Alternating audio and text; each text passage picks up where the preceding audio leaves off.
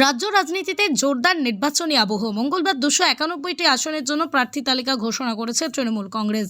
সেই তালিকায় হাওড়ার সাঁকরাইল কেন্দ্র থেকে পুনরায় প্রার্থী করা হয়েছে প্রিয়া পালকে। প্রার্থী ঘোষণার পরেই প্রচারে ঝাঁপিয়ে পড়েন প্রিয়া পাল। দলীয় কর্মীদের সঙ্গে নিয়ে সারেঙ্গা থেকে চাপাতলা পর্যন্ত একটি বিশাল বাইক মিছিল করেন তিনি। মিছিল ঘিরে এলাকা জুড়ে ছিল উৎসবের আমেজ। পথের ধারে বিভিন্ন জায়গায় দলীয় কর্মী সমর্থকরা সবুজ আবির ছড়িয়ে এবং ফুলের মালা পরিয়ে উষ্ণ অভ্যর্থনা জানান প্রার্থীকে।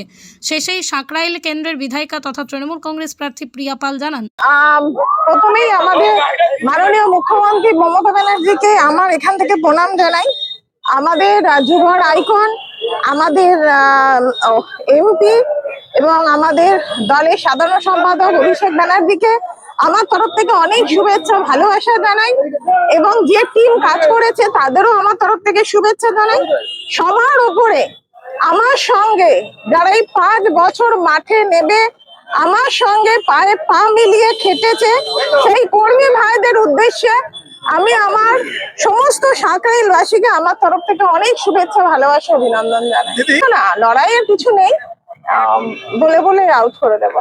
সাঁকরাইলের মাটি আমার কোনো এটা প্রচার না, এটা হচ্ছে খবর পেয়ে মানুষ হাজির হয়েছে, তাতেই ওরা চেয়েছিল আমি চাপাতলা অব্দি আসি, কারণ সবাই অতটা দূর যেতে পারবে না বলে আমি নিজে উঠে এসেছি মানুষের কাছে।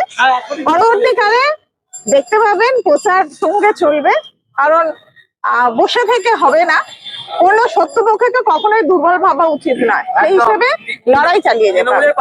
আমি তৃণমূলের প্রার্থী হিসেবে বলবো, মামাটি মানুষের সরকার, মাননীয় মুখ্যমন্ত্রী মমতা ব্যানার্জি দলের জন্য মানুষের জন্য প্রচুর কাজ করেছে, সাধারণ মানুষের জন্য এবং মা বোনেদের জন্য, যুবক ভাইদের জন্য, স্কুলের ছাত্রছাত্রীদের জন্য, প্রত্যেকটা বাংলার মানুষ মাননীয় মুখ্যমন্ত্রীর মামাটি মানুষের সরকারের কাছ থেকে যথেষ্ট পরিমাণে সহযোগিতা পেয়েছে।